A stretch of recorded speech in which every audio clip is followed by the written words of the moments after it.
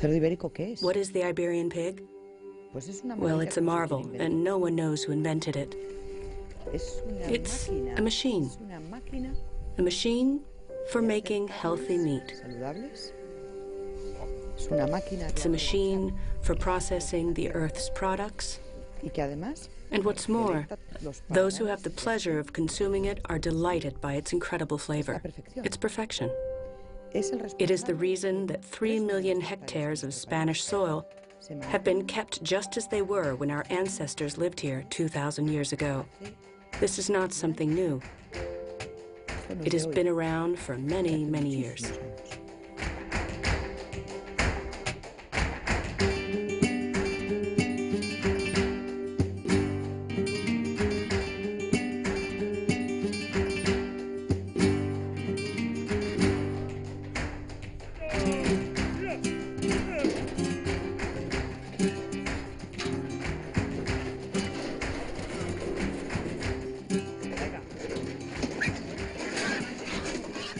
Despite being one of the most emblematic breeds used in Spanish cuisine, there have been many times when the Iberian pig has looked extinction square in the face. In the late 1980s, the porcine plague ravaged the entire southwestern Iberian Peninsula. I know lots of people who lost everything. They went from 500,000 females to 5,000, and we're talking about 30 years. This is a quantity that the European Union currently considers to be half of the minimum that any species must number in order to be considered in danger of extinction. So back then, the European Union would undoubtedly have considered that the Iberian pig was extinct. The animals were not at rock bottom. No, it was much worse than that. But the perseverance of the few farmers who were still fighting the seeming inevitability that this race would vanish from the Iberian oak pastures led to the creation of Extremadura, an association with a clear objective, the conservation and protection of the Iberian pig. And even though it looked like the Iberian pig was going to go extinct, it rose from the ashes like a kind of phoenix, and it came back stronger than ever.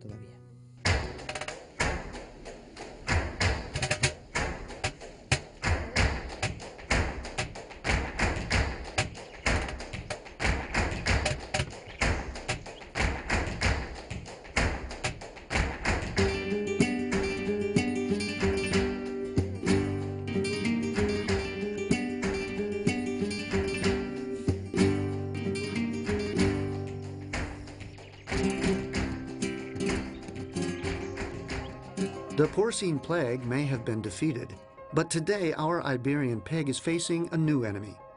The proliferation of counterfeiters and disloyal competition have resulted in a fragile and unstable economic situation.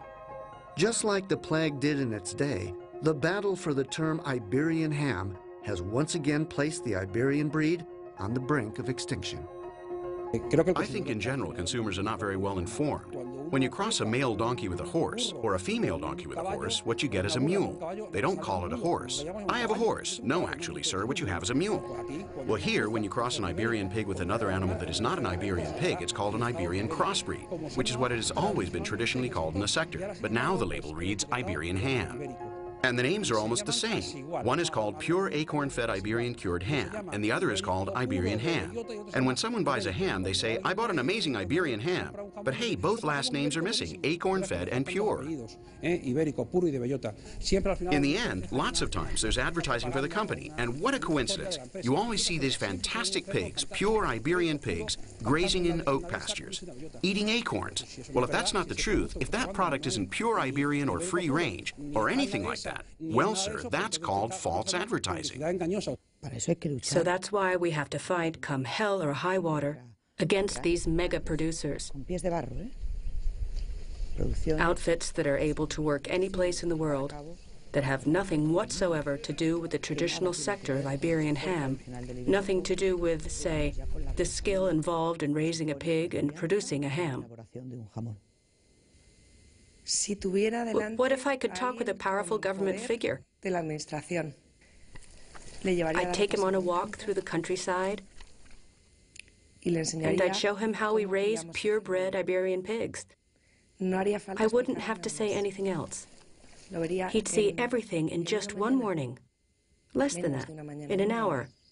A moment, one walk, one little talk, and a serving of ham at the end.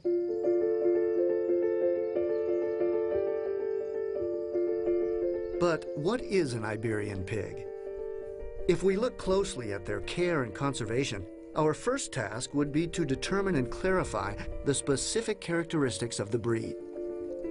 There is only one Iberian pig, but the breed can be divided into various bloodlines. Aetheriber was the driving force behind the creation of a genealogical text. What is a genealogical text? A genealogical text is one that guarantees that the breeding attempts made between parents involve only purebred animals, ensuring that the bloodline remains pure. So we discovered that there were actually different kinds of Iberian pigs, just as we discovered that by crossing these breeds, we could improve the productivity of the breed considerably.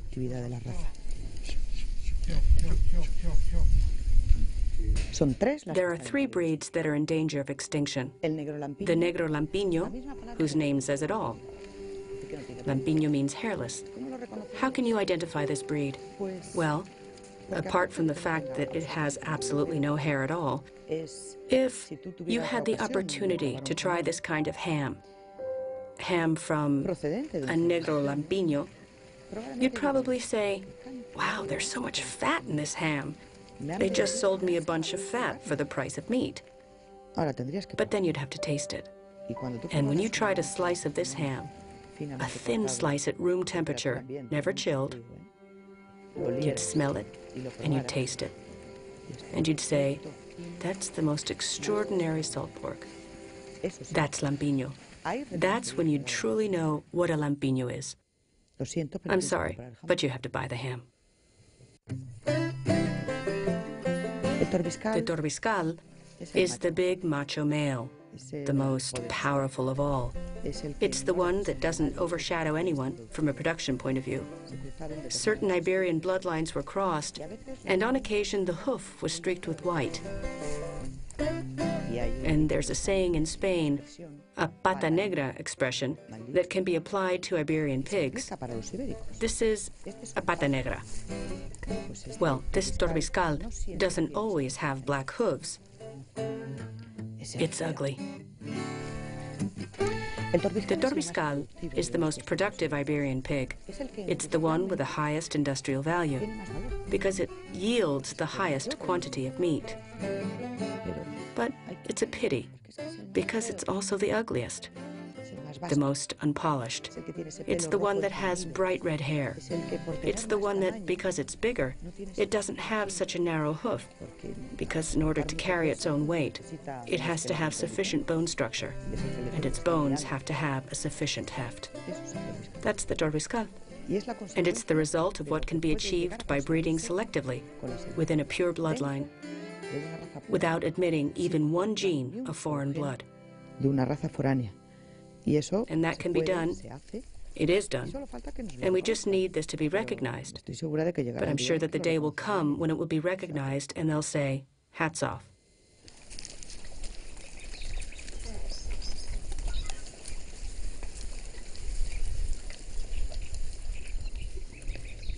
Finally, the Manchado de Jabugo, which is a very small stronghold in the province of Huelva.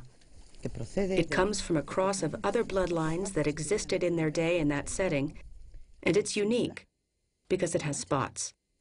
No other Iberian pig has spots. There are reasons that each of these breeds is in danger of extinction, but essentially, it's because there's practically no demand for any of them. In the Guadiana region, the Lampiño del Guadiana used to exist. There were like bathtub plugs, tiny, chubby, greasy. They were hardy like all Iberian pigs, but with very limited growth. And the father of José Luis Sánchez Pinilla had a thought. What if we were to cross a retinto with a Lampiño? And he created the entrepelado. And he created what is probably the loveliest of the Iberian pigs, conserving an extraordinary fineness of limb with very little hair, an incredibly long snout, and a quality of meat that was a mix between the retinto and the excellence of the lampiño. That's the entrepelado. It's the genius of the father of José Luis Sánchez Penilla. It's as simple as that. I remember my father spending hours and hours, and I did the same thing. Just watching. Watching, watching, watching. You can learn a huge amount doing that.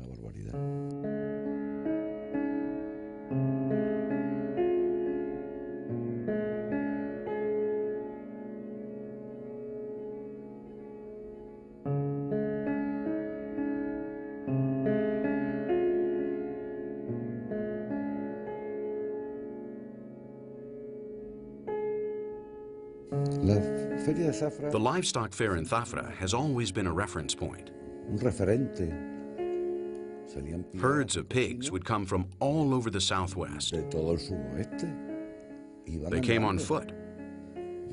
When I was really little, I saw some 50,000 pigs there. Beautiful. When it rained, we were up to our knees in mud. And that fair was so great when it rained. When it didn't rain, it was like being in the desert. We were so covered in dust, we didn't recognize each other. Awful. You had to go to the fair in Zafra with a raincoat. If not, it was a bad fair because it hadn't rained, because the autumn weather hadn't come. You have to remember that in the mid-1950s, from the center of the Iberian Peninsula all the way down to the south, that entire area belonged to the Iberian pig. I remember in my hometown, where everyone had livestock, that when they saw the first white pigs, it was, oh, white pigs, and they went to see them, which is the case today with the Iberian pigs, you know. Now some people can't even recognize Iberian pigs.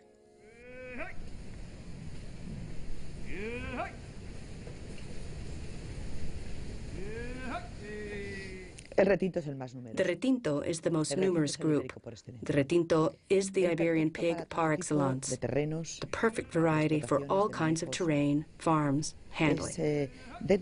With regards to levels of production, it's just a bit below the torbiscal, but way above the other varieties, above the lampiño, and above the entrepelado. And it is reasonably productive. But in addition, it is able to hold on to an optimum level of quality.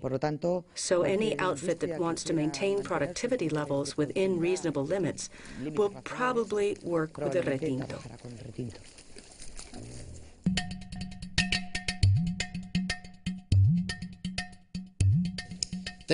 We have before us a fine acorn-fed Iberian ham. As you can see, the shin bone is quite narrow, which denotes pureness of breed. It's obvious that this is a free-range animal, judging by the hoof, which is quite worn. These are the main characteristics of a fine acorn-fed Iberian pig. This ham has 4 sections which are quite well differentiated. The jarrete, babilla, what we call the maza, and the contramaza. Each of these has a certain flavor, a certain texture, a certain smell that's different, all within the same ham. We always try to make the cut parallel to the cutting surface. More than cutting, we are sliding the knife along the ham. A thin, translucent slice, which incorporates a bit of white fat, so that when it enters the mouth, it melts more easily, and the product's organic sensations are much more heightened.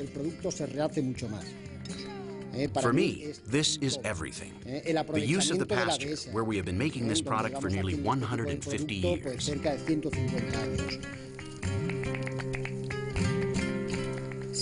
This is the bastion of Spanish cuisine.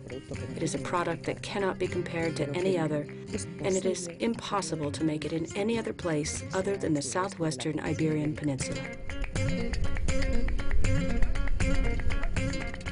In addition to being a tasty morsel, the ham from a purebred Iberian pig is a healthy morsel.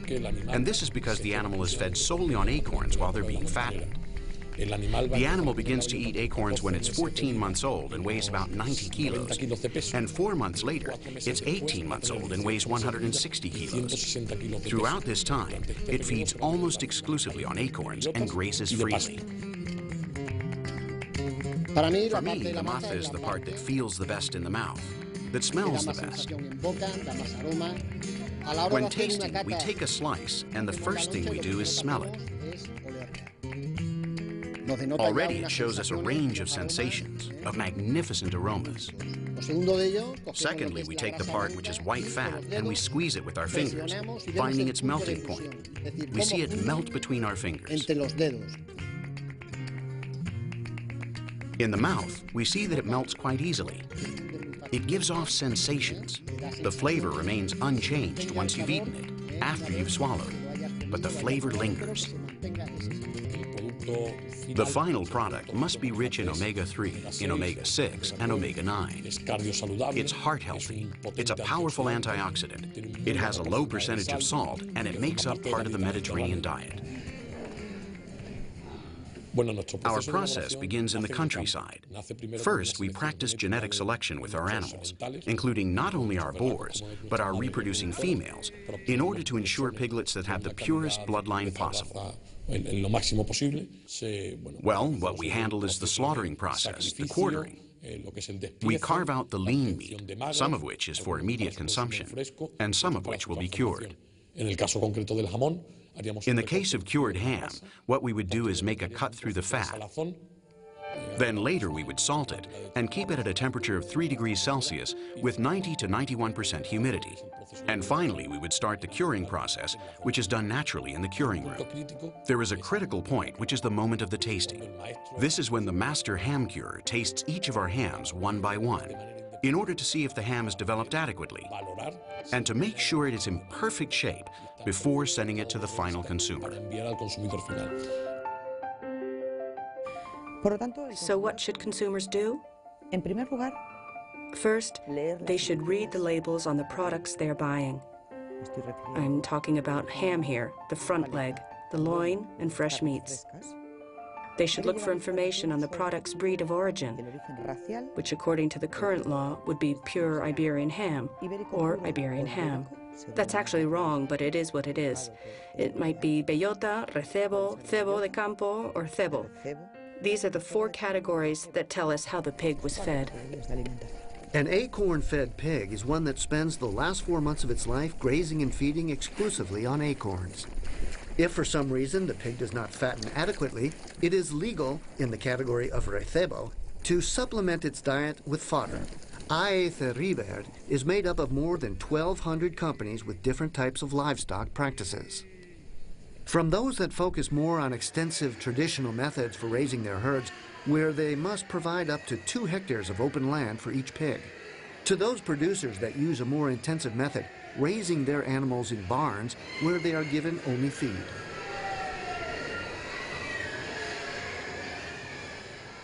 That's why, from the sector's point of view, Algarve must defend the interests of each and every one of them. And they will do this keeping in mind the best interests of the group, but putting each one in its place, without allowing them to be pushed around or taken advantage of when it comes to using certain terms like Iberian ham to designate production models that have little or nothing to do with the traditional sector.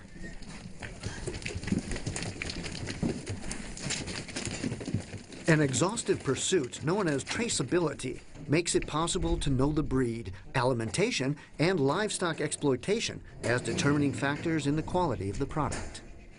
We started work on genetic selection, and genetic selection is something that is carried out in every domestic breed of every species, even in Spanish horses. We are mixing a bit of tradition with the latest scientific technologies in the field of selection.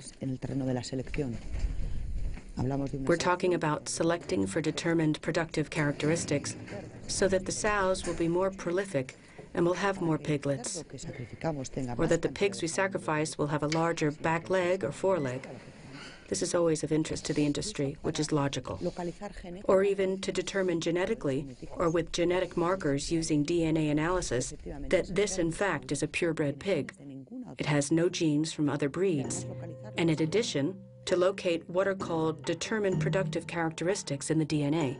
Extremadura is an association that has fought again and again for the defense, for the conservation, and for the genetic selection of this breed, which was on the brink of extinction. We must never forget that. That in 1985, there were only 5,000 females left. It was a breed that was going extinct. It was going to end up as a zoo animal. And in 1985, when Extremadura was formed, they saved it, they conserved it, and they improved it.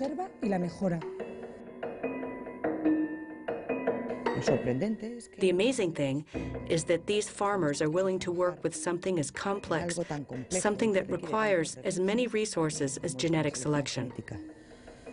It means an extraordinary amount of labor. It means dedication. It means updating. It means using informational systems.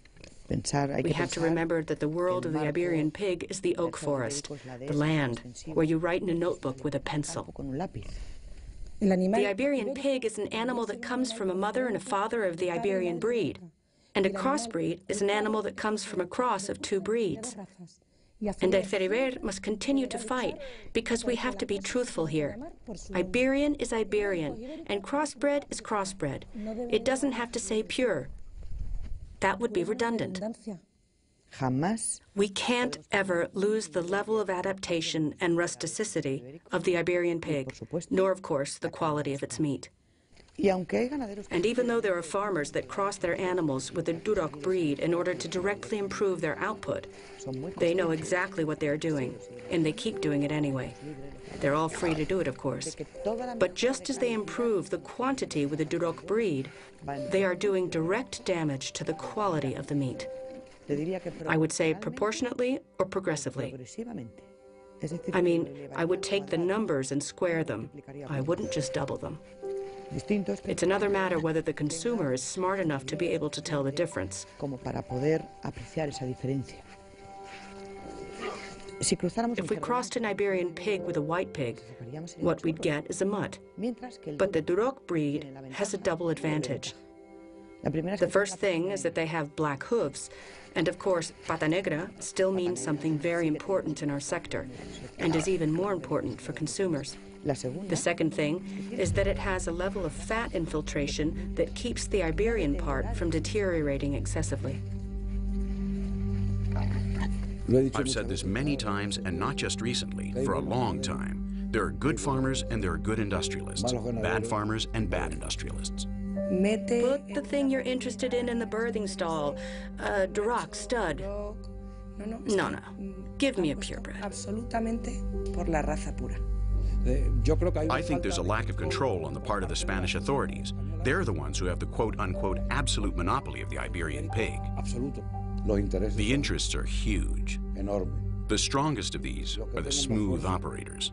And if you want to understand, then you understand.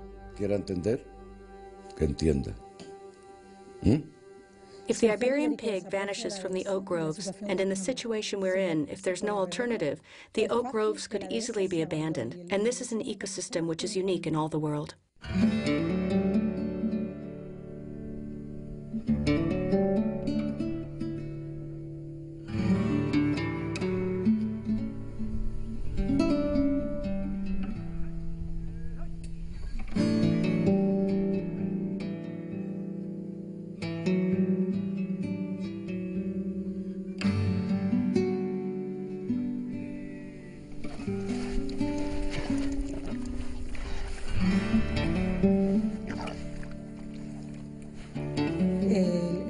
Consumers have the idea that Iberian equals Iberian oak pasture, and that's a lie, because Iberian equals Iberian oak pasture in only 13% of production. The other 87% of the production is not linked to the Iberian pig's natural habitat, which is the Iberian oak pasture. Because acorns are scarce, we have to make the very most of them. Look, the thing is, I need more acorns. No, you look, sir. There are no more acorns. Iberian is everything. Pure Iberian ham is just a small part. The one who pays is the final consumer, and at the moment, the final consumer is being duped. It seems like I'm saying something outrageous. Very few people know how to distinguish between a good ham, an average ham, and a bad ham. It's because they've been allowed to use the name Iberian for an animal that isn't Iberian. Use the correct name for things. I mean, an animal that comes from an Iberian mother and father is called Iberian, and an animal that comes from two breeds is called crossbreed. Iberian and crossbreed. And that's the key to the question. We've given the name away to an animal that is 50% crossed with foreign breeds. There's no precedent here. They don't exist.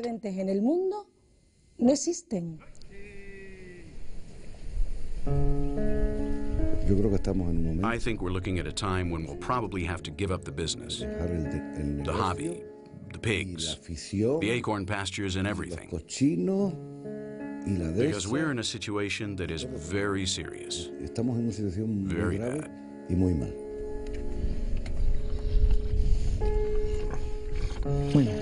Very bad. Extremely bad. There is nothing worse for a farmer who works in this sector, who works with a breed like the Iberian pig, and who raises his herd in the open, than suffering the disappointment of finding out that what he has produced is worth nothing. There is nothing worse than seeing that the government has no reasonable response to your claims. What business can survive 3 years of losses? This one and others like this one.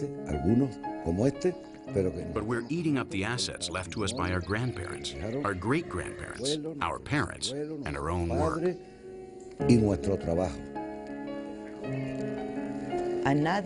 one likes to be pursued by the voice of their conscience at all hours. And they're trying to avoid the issue. And they're trying to marginalize us. They're even trying to buy us. This association has never sold out to anyone, ever. We always learn from history. And what our grandparents and great-grandparents did, they did for a reason. I have grandchildren now. They know what to call the pigs and distinguish the males from the females. And I don't know whether to tell them to continue with this knowledge. Well, it's first, it's an 8-year-old dream, 8 or 9 now. And then at some point, you have to let go. We are really starting to suffer now. These are jobs and families. And it's the feeling of having worked for nothing. But, well, I'm totally ready to continue. I'm not going to stop now. For the love my grandfather felt, for the love my parents felt, and for the love I inspired my children.